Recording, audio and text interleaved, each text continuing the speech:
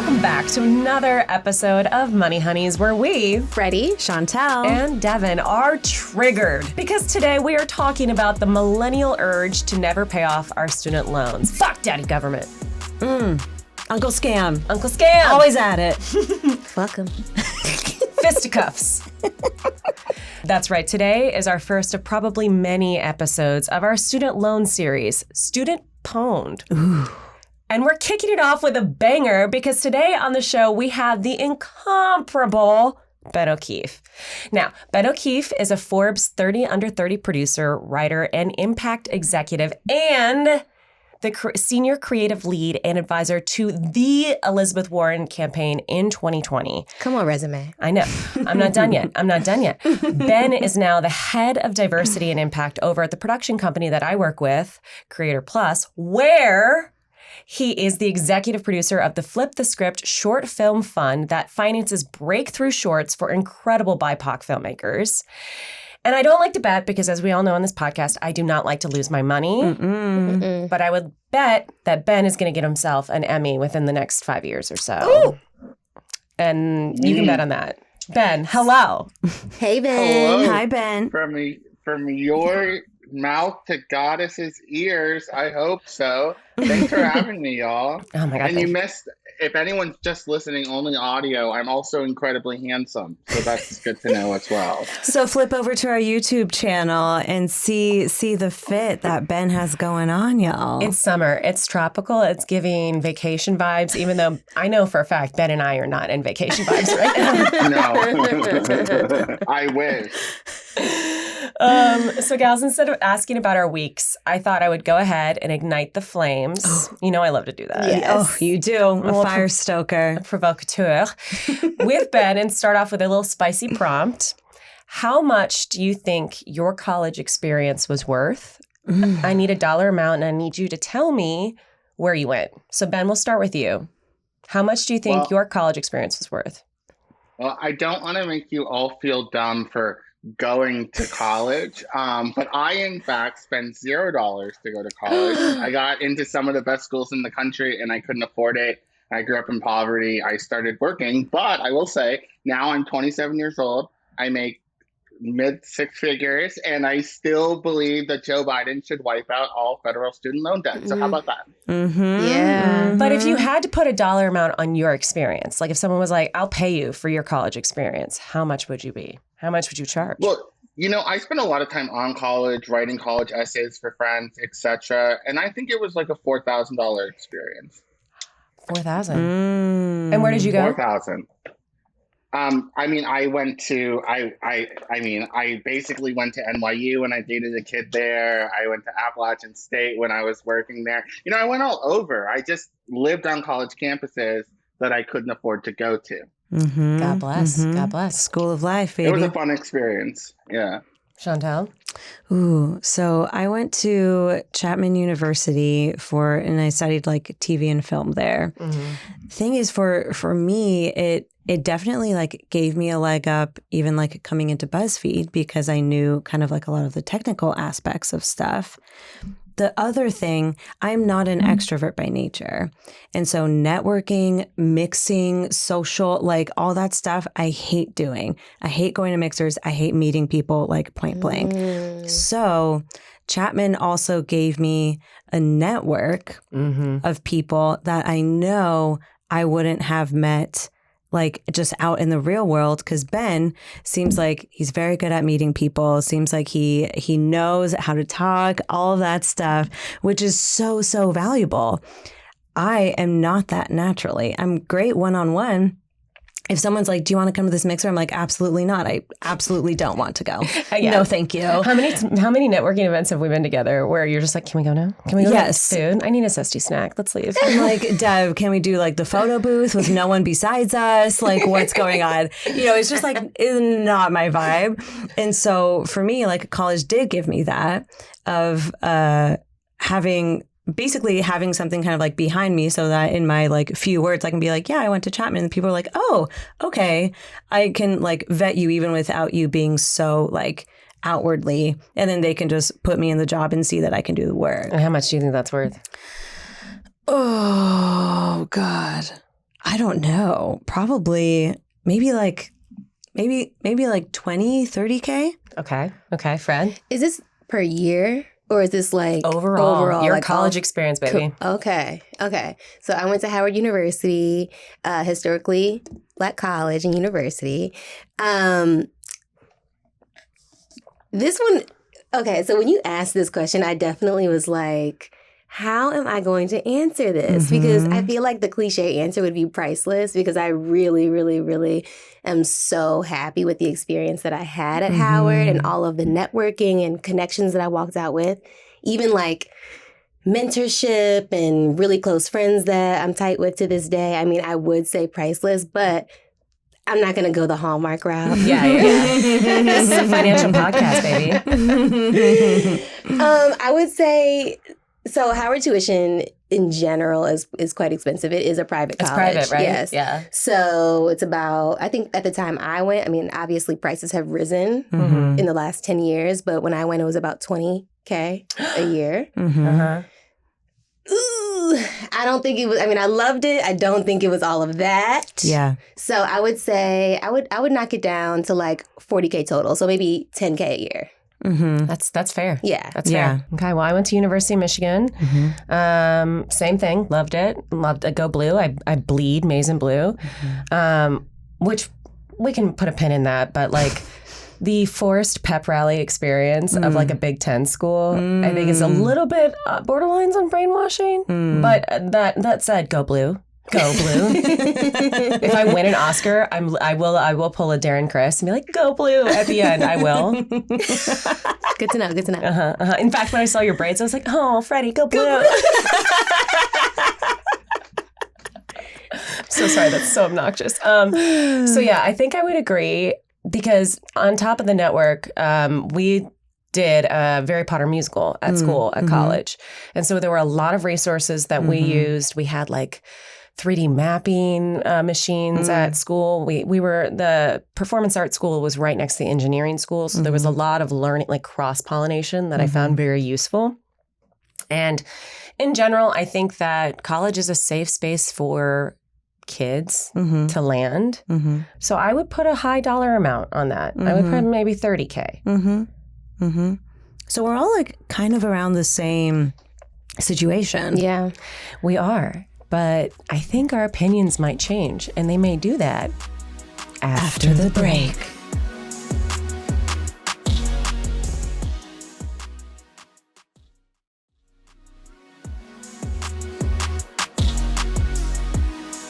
And we're back. Fred, Chantel, and Ben. What do you know about other countries and how they price out their higher education? I know that in so many other countries, it's way affordable. Yeah. Like $7,000 for all 4 years. Yeah.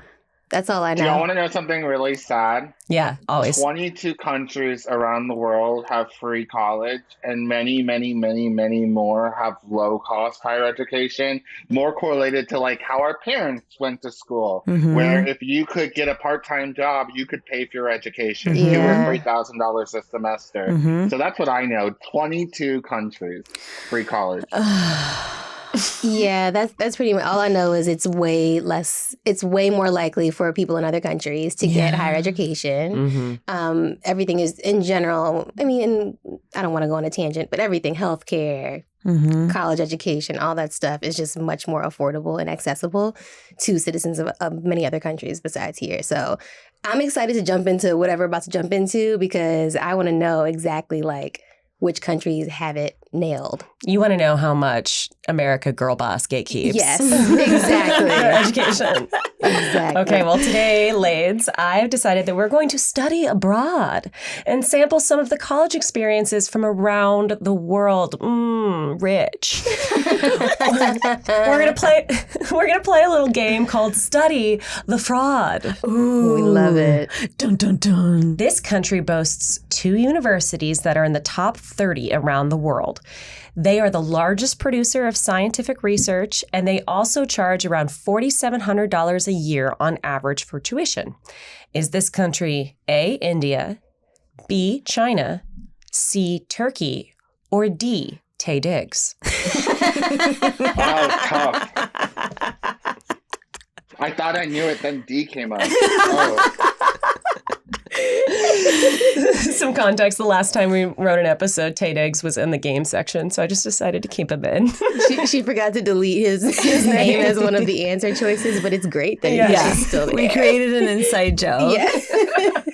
Fans will know. I mean, the amount of money Tay Diggs spent on Twitter bots to follow all of us probably could have paid for Universal College. So. Oh, T. I did not know that. T. Oh, he does follow. Does he follow me? He might follow me. Wait. Actually, he does follow me. And I was actually, let's stay focused. Okay. But y'all stay focused. I'm about to check if Tay Diggs follows me. Well, give me your answer, Ben and Fred. My guess is India. Turkey. Ben says Turkey. I'm going to say B, China. Ooh. I say India because I know like they also like develop their own vaccine. And so I feel like, you know, The maybe scientific research part. research. Yeah. It's the one fact I know that I'm basing this answer on. Well, I like that we sampled them all. Sure. I'll say D, Tay Diggs, just to get it all out there. But it's B, China, Fred. Ooh, Miss Fred. Mm-hmm. Good for them. Yeah. Yeah. All right. Those commies got it figured out. I really do. Okay, next question. There are roughly around 1,100 universities in this remote country. Their government's percentage of GDP that was devoted to education is about 5.7%. That's a lot. I'm taking notes like that's like relevant to me. I'm like, okay, 5.7. Like, I will score 100 on this quiz and I don't care. The answers are A, South Africa, B, Russia, C, Australia, or D, the Philippines. I'm gonna guess the Philippines. Just keep it in the family because my mother-in-law was born and raised in the Philippines. There we go. We love that. We love Shout cookie. out. 5.7. I am. The 5.7% is it's the hang up here. I'm gonna go with D, the Philippines as well. I feel like out of all of these, it may be the smallest. So to me, 5.7% of their government GDP going towards education, I feel like that would totally make sure that no one is struggling afterwards. Okay, Ben? I'm going to choose Australia. I didn't do any math. I just have a crush on Robert Irwin, the crocodile hunter's son. So I'm going to go Australia. Isn't he like 19? Yeah, and what of That's it? legal. What of it? I'm a fan of the Irwin family. Me too. I really am. Anyways. He's old for his age. He went through a lot of trauma at a young age. Don't get me started. D. The answer is actually C, Australia. Ooh. So Ben. Okay, Ben. Crikey. Dead. I did hear a fact that people in Australia have the biggest dicks. Really? It's because 5.7% their GDP.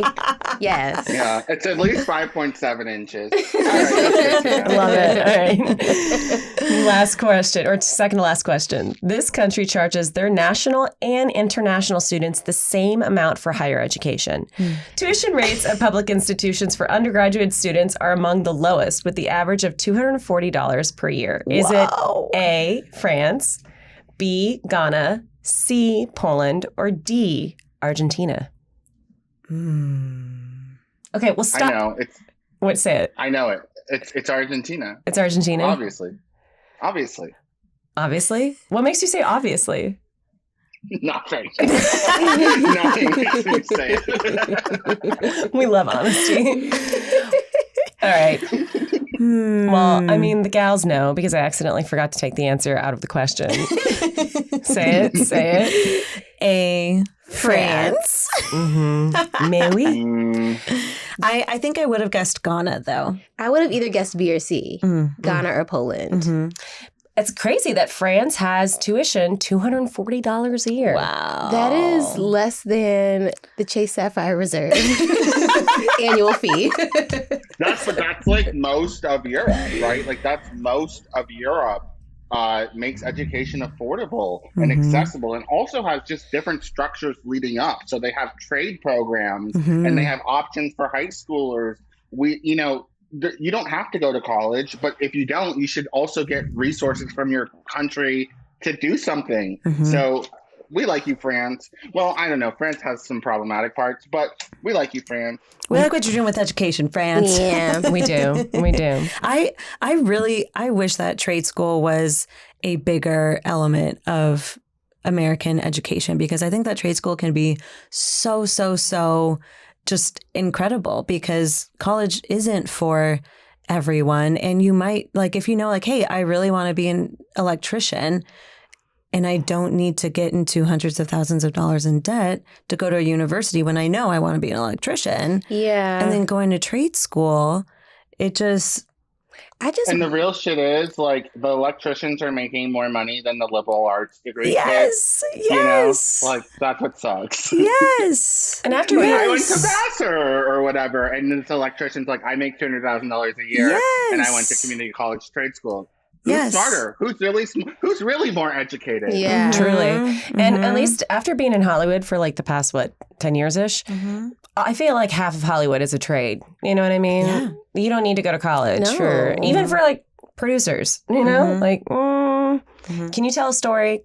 Can you operate Google spreadsheets and docs? Baby, you're good. Yeah. I also just wish too that, like, I'm almost feeling like it's probably not specific to America, but I feel like trade school and even community college just gets such a bad rap. Yes. And there's such like negative implications that goes Yes. along with taking those routes. And I don't know what can be done, but I think maybe just more resources behind more trade schools that are of like a really great, quality and caliber that really can get these students on the path that they actually want to be on without having to go into crazy debt. So, Yeah, I mean, that stigma is based on classism, Yeah. right? And it's because who are disproportionately the people who do those things. And so you're less smart or you're less valuable to society. But in reality, many of those people are performing some of the most vital tasks. And I just talk for a living and make hundreds of thousands of dollars. So, like, you know what I mean? Like, sometimes we have to really shift what we value in our society. And I think we're definitely at that place right now.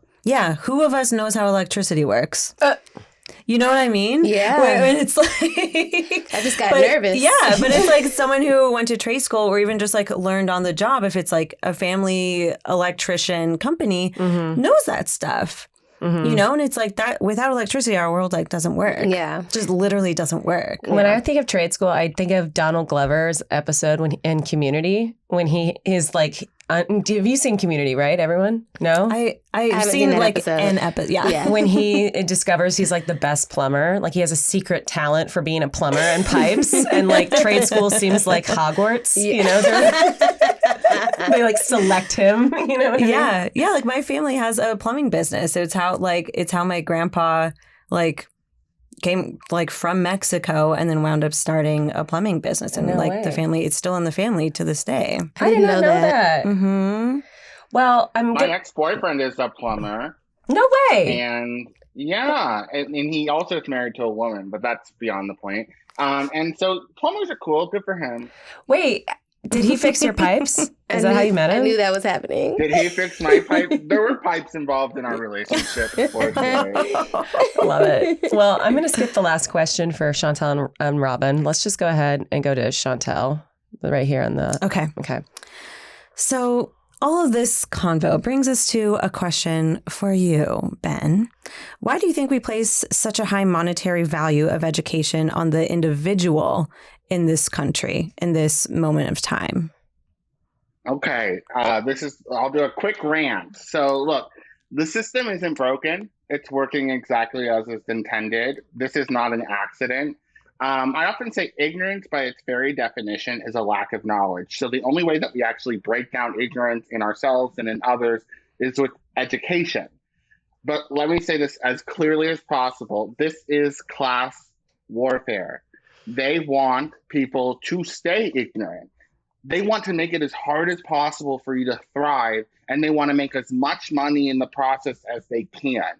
Because if you understand the system, if you have knowledge, then you can find ways to make the system work for you, or maybe, hopefully, even dismantle it altogether. And it doesn't have to be this way. So truly, I root so much of this in capitalism and toxic individuality and American exceptionalism and that myth. It doesn't have to be this way. It's this way because of greed, and it's this way because it's meant to control people without financial means from getting an education. Oh, wow. Mic drop. Well, pick that mic back up because you have the next question. Yeah. So where does all of this money go? Like all of this money that they are gouging from us in the process of trying to thrive and trying to do well for ourselves, like where is it going? Well, let's talk about it. It's nuanced, and I'm going to talk about one part of it, which is one of the biggest places that it's going is in these massively inflated salaries of college administrators and some of the skilled workers at college. So the vast majority of college presidents actually make at least $300,000 a year. That's the low end. But then you look at more expensive schools like Harvard, where the president makes $3.5 million, or NYU, where the president has a salary of $1 million a year and lives for free in a penthouse that is worth tens of millions of dollars. There are some professors, mostly old tenured white men, who are literally making millions of dollars a year to teach classes to 30 people.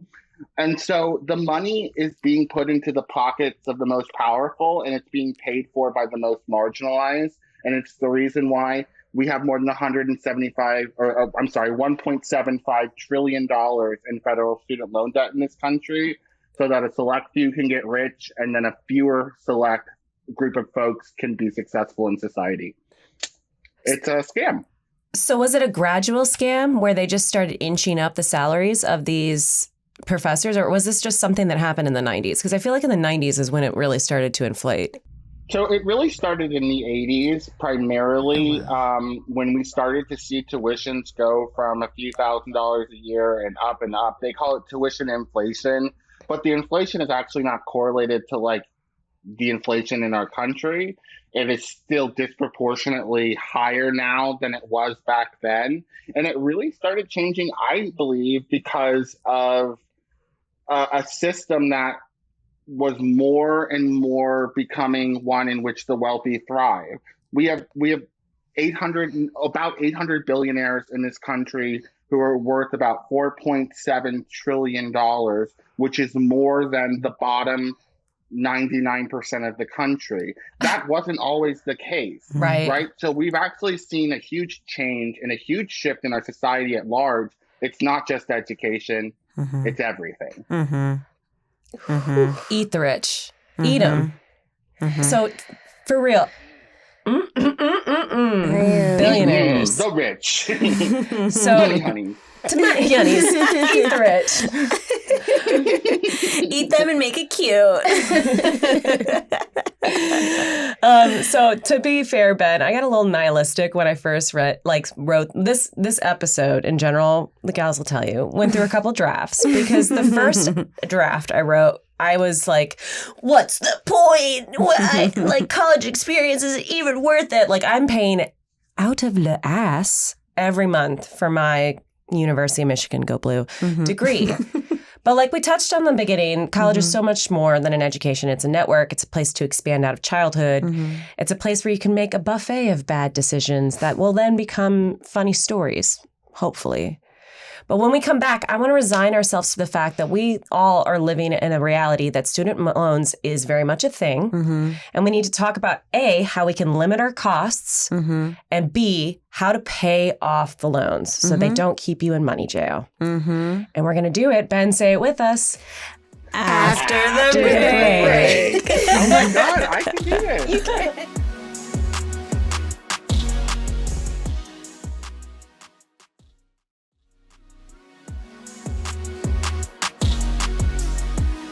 I want to start with the good, the cute, limiting the cost of college.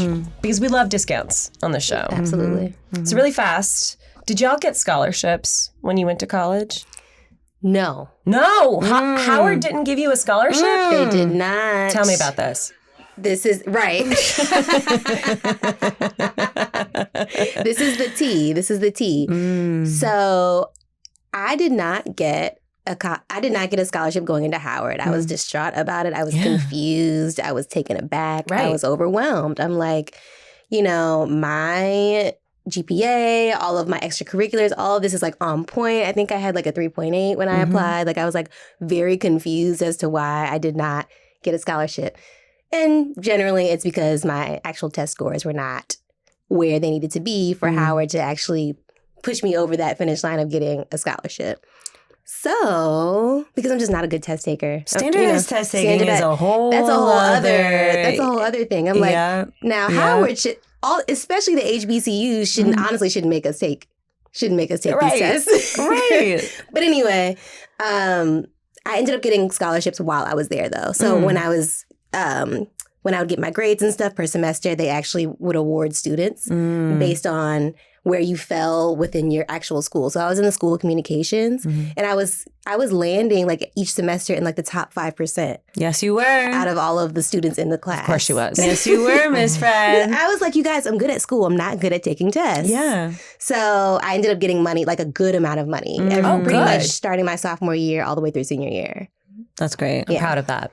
That's great. Shanti? So going into Chapman, I got an academic scholarship that just cut my tuition in half. Damn. For the entire 4 years. How did you find that? They gave it to me. Because it's like based on your grades and stuff from high school. Is it because you were also in state? I don't know. Okay. I don't know. I don't think so because it was just called the Chancellor's Scholarship. And so if you basically like qualified for it academics wise, then it just literally chopped it in half. Oh, I love that. And so then it's interesting what you were saying about like working the system and then hopefully inevitably dismantling the system. But who also knew how to work the system to get the other half of my tuition for way discounted is my mom. Sandy. Miss Sandy Houston. The woman who was looking for discounts when we were wedding dress shopping. Yeah. Literally. She was like, full price who? That's not what we do. Yeah. Most moms are like, I'll break the bank for your wedding, honey. Sandy was like, no. No. She's like, I taught you. We go to the clearance rack, bitch. I taught you. I raised you right. Right. Now, Ben, before we got started recording the podcast, you mentioned that you got into Juilliard. Now, did they offer you any scholarships? Oh, yeah. Now we're bringing out the tea. Not enough. They offered me scholarships, but then I had to move to New York. And that's something that I couldn't do at the time. And it's also a really important thing to think about because one of the reasons why college education also is able to stay high is because of supply and demand. If we want to get into economics here, most people can't afford to leave the area within where they grew up. And so they're limited to the colleges that are near them. And colleges know that and take advantage.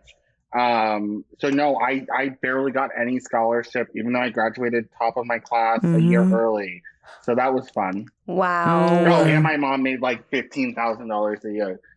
So it was terrible. You're telling me you graduated at the top of your class, your mom made below the poverty line, and you still didn't get someone, because I think for most Americans, they think, well, if someone's like that, someone swoops in and gives this kid money. Right. Even just with FAFSA, or I think Pell Grant is maybe just California, or is it not? Is that one? But That's federal? it's not. Pell Grant is a federal program, but when you get $4,800 off of a $48,000 tuition, it's just not possible. And when people, not everyone can even qualify for private student loans. That's something people also don't understand. Like my mom could not qualify to get me some of the student loans that I would have needed.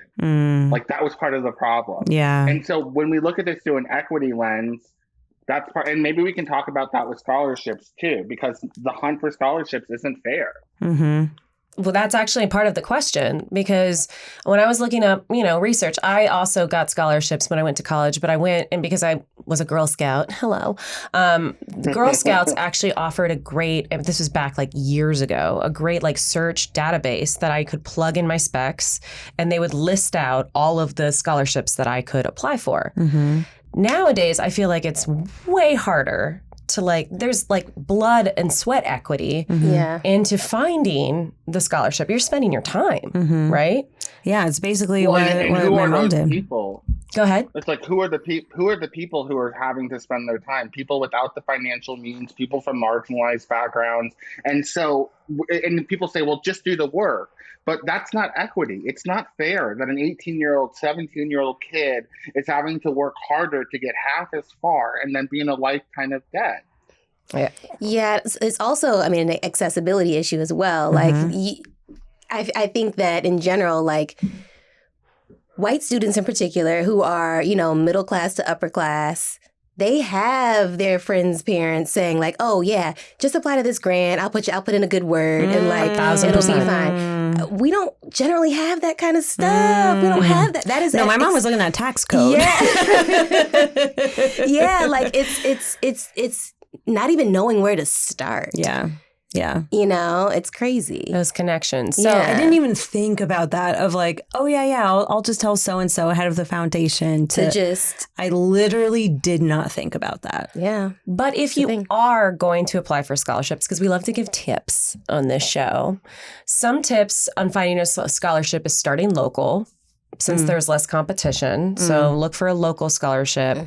And then Ben, this is where I want to bring you in, because you had a short film fund right now. So I'm sure you get lots of applicants for people who would love to be a part of it. So it's kind of adjacent, right? Talk to us about pitching yourself as a brand, because I think that's kind of what kids who are applying for scholarships, or even people who are going to grad school and are applying for grants, that's something that needs to think about. Because when we see these scholarship prompts, they're tell your life story. You know, and it's so vague. I like to say monetize your trauma. When I was 18 years old, I didn't go to college, but what I did do is start one of the largest campaigns against the clothing company in history, against Abercrombie and Fitch, which they made a Netflix movie about, which everyone can watch, called White Hot. Shameless plug. And what I did was I told my story. I didn't have money. I didn't have resources. I didn't have network, but I had my lived experience. And when I learned to tell the story of self, it made people want me. So you need to tell people why you deserve this scholarship and what you're going to do with it, and why it is a natural tool to progress your life. Story of self is so imperative. Knowing who you are, sharing who you are, and being confident in who you are so that other people are confident in you. If you believe in yourself, if you sell yourself, make yourself sound like a badass, then other people will believe it too. And colleges will want you, and you'll get the scholarships.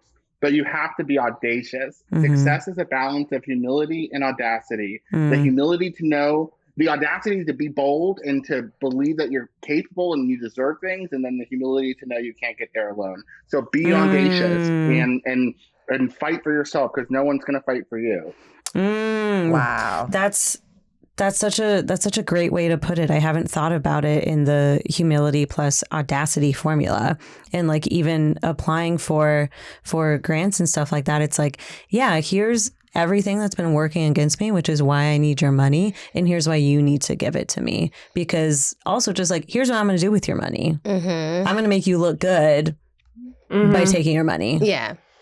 One of the biggest things I've learned from pitching a lot of things out in Hollywood is you have to pretend that you're solving someone's problem. So their problem is they have all this money. Oh no.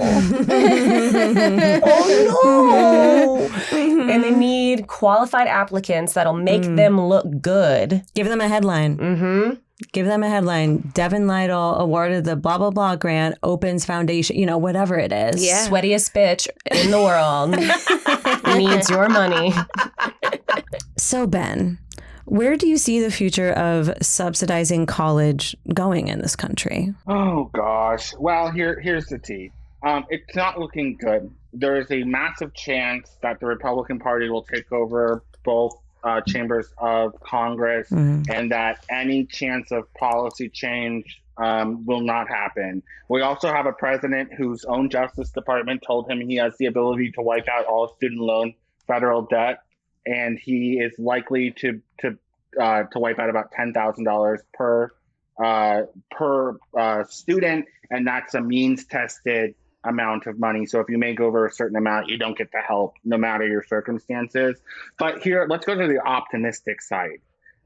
It can go anywhere we want it to, but only if we build collective power. We can make anything happen. We can push politicians to do anything. We can shift culture easily, but all it takes is all of us working together.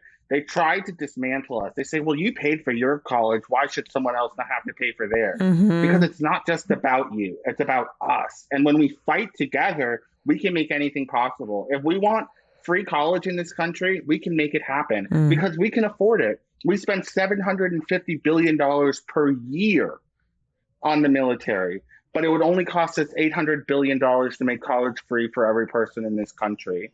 So we can say we don't believe these bullshit excuses and we're going to do something about it. But unless we do, the outlook is not great. Yeah, so true what you're saying, because there's so much argument of people being like, well, I paid for my college. And it's like, right, but you shouldn't have had to. I'm sorry that you had to. You shouldn't have had to. Let's make it better for other people. Exactly. And our country just doesn't think that. We're not taught to think like We're that. very individualistic. Yes. I mean, from everything from wearing masks to wiping out student loan debt. Like, people just care about themselves only. I had to work for it. Yes, people will continue to work. Yeah. I was oppressed, so now others should be oppressed too. And if you live like that, then we'll all stay oppressed. Well, a small handful of people thrive, and it doesn't have to be that way. So you're stuck with this bill. Ew. Let's talk about how you pay this son of a bitch off. Question for the group. And I think this goes for people who have loans in general, but student loans are scariest because you can't get rid of them ever. They follow you till death. You can't even get rid of them if you declare bankruptcy, which is something that I think, side note, Congress should undo. It's such an easy thing to undo, but they won't. Correct me if I'm wrong. That was one of Elizabeth Warren's, Elizabeth Warren had huge policies on student loan debt and forgiveness, but that was something easy to do, I think. Easy. So what's your step one when you have a huge loan bill to pay it down, just off the top of your heads? Oh, this is for everyone. For the group. Oh. I mean, is this advice or what I did? What'd you do? Okay, so I definitely deferred my loans.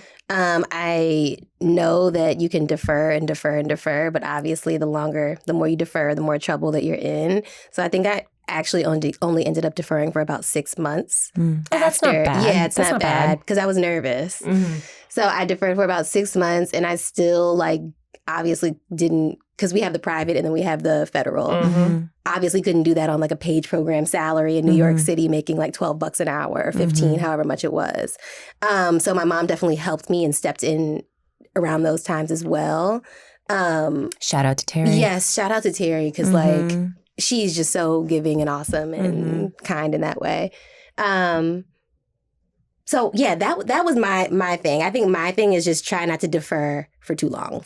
But you actually did something smart, I think. You were in the Page program when you first graduated. You were actually working 2 jobs, right?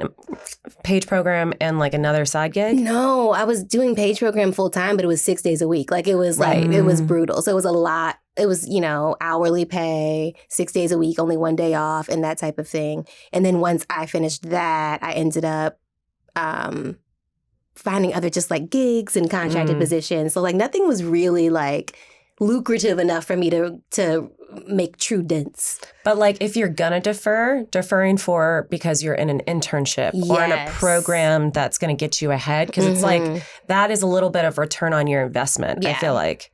How about you, Shanti? I barely had loans. I think I had $5,000 or $10,000 in loans. Okay. And so for that, it was just once I had the money, just kind of paying it off in a lump sum. Nice. And getting it out. Ben, what advice would you give? I have a radical piece of advice in which I would say that people should do their own due diligence in exploring. Student loan debt cannot keep you from getting any other type of debt. So a mortgage, an auto loan, an apartment rental, etc. Student loan debt really can't do much of anything to you except grow, and all money is fake. So one option is also to let your money continue to be fake in the back of your head and let it grow and grow and grow and never pay it. That is quite literally an option. It's a nuclear option, but imagine if every single person did it. So that's one thing, is student loan debt can't hurt you as much as you think it can. They want you to think that it can hurt you much more than it can. So yeah, that's a little tidbit there. Wow, that's tea. That's actual That tea. is tea. Because I'm sitting here with mountains of student loan debt behind me and in front of me. And I have some like non-nuclear tips because I actually agree with you, Ben. It reminds me of the parking ticket situation here in Los Angeles. Not parking ticket, but the red light ticket in Los Angeles. For a while, they were putting cameras on red lights and taking your picture. And for a while, I don't know if this is the case, so don't quote me anymore. But for a while, people were like, just don't pay them. Oh. Because it's like a breach of privacy to take our picture in that way.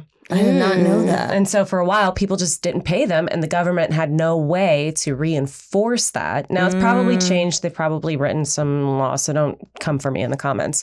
But, you know, that's the Ben's nuclear option. Yeah. Because, Also, I love, Ben, that you brought up, like, don't be as afraid. Don't be as afraid as they want you to be of student loans. It's not as crippling. Take a deep breath. Take a deep breath. I don't have student loan debt, but I did have tens of thousands of dollars of credit card debt that I accrued learning to take care of my family. It brought me to a point of near suicide. I was so depressed. Oh my God. I was so scared. And then I realized it was all a lie. It was all a joke. And when I let go, not only have I paid off all of that debt, but I also gave myself the space to still feel joy in spite of having it, which allowed me to become successful enough to get rid of it. So no matter what you do, this is one part of your life and one part of your identity. It doesn't mean that you can't get a drink with your friend when you go out on a Friday night. It doesn't mean you can't get a new pair of shoes. It doesn't mean you can't have joy. It just is something that unfortunately was forced upon you that should have been free, because we should be investing in our people and in the education of our people, because it's not just good for them, it's good for our country. I just got chills. Wow. Yeah. And from like the financial side, if you do have a lot of student loan debt or any kind of debt, you got to attack those interest rates first.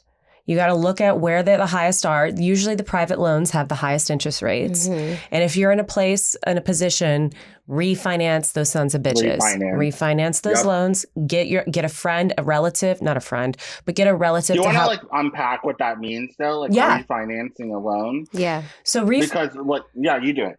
Actually, it's your show. No, it's our show, Ben. Yeah, we are the money, honey. Exactly, honey. Refinancing your loans essentially means tying them all together under one umbrella interest rate. So for a private loan, you may have usually how loans happen, like when you have a private loan, like I have all my private loans with Discover.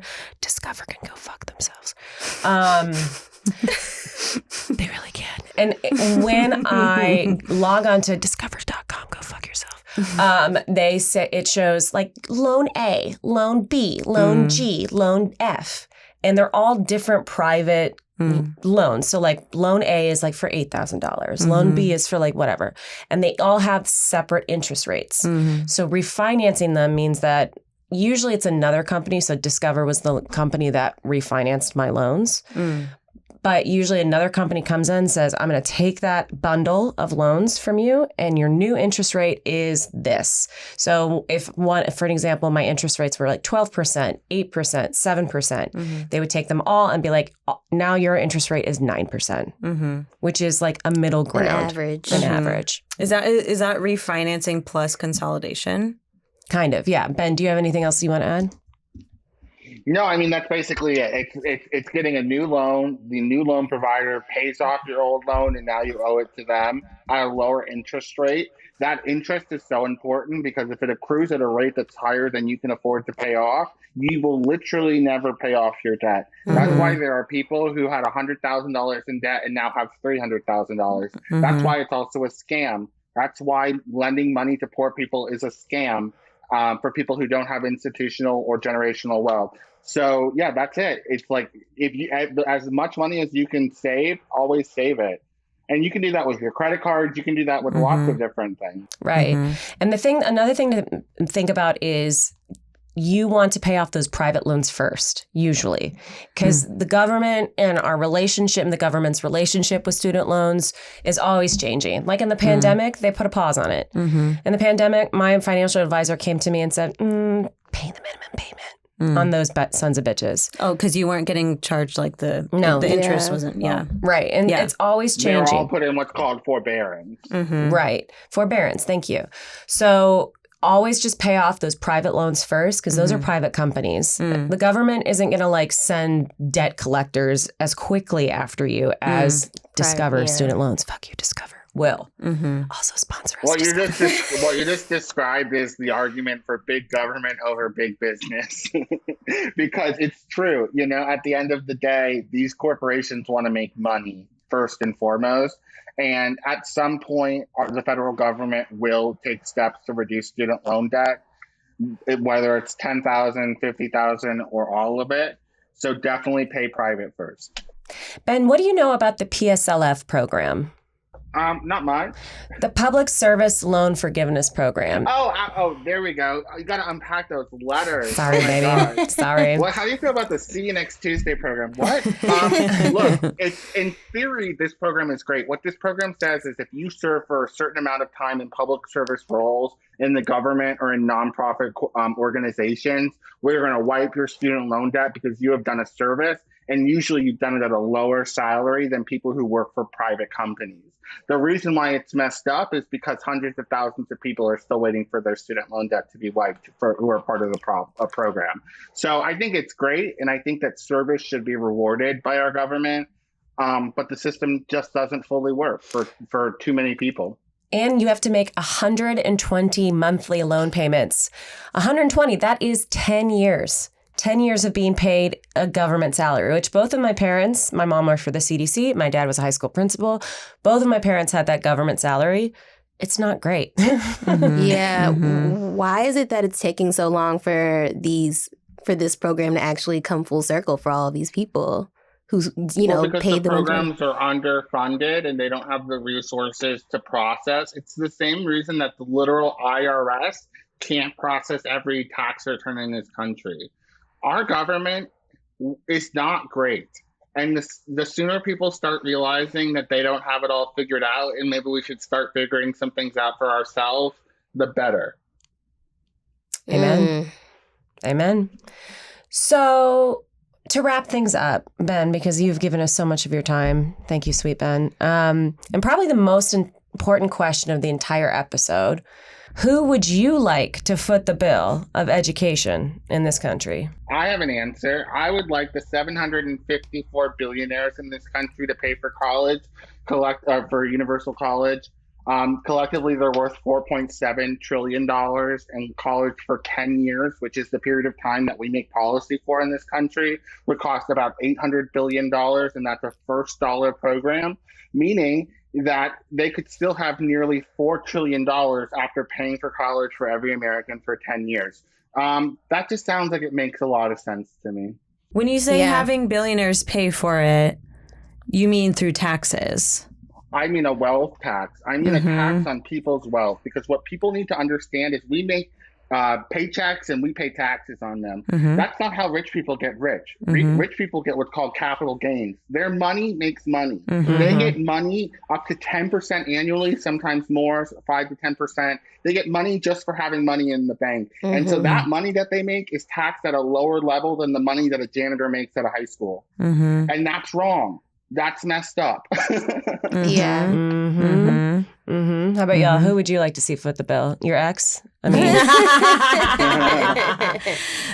Mr. Trump himself. Yeah, I mean, I'm right in line. I think more specifically like the Zuckerbergs and the Bezos and I think And Tay Diggs. And Tay Diggs.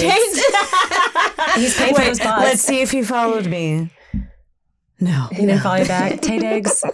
Come on, Tay. Diggs. Come on, Tay. We'll make you a part of our merch, Tay. We will. Yeah, please. Follow Shanti back.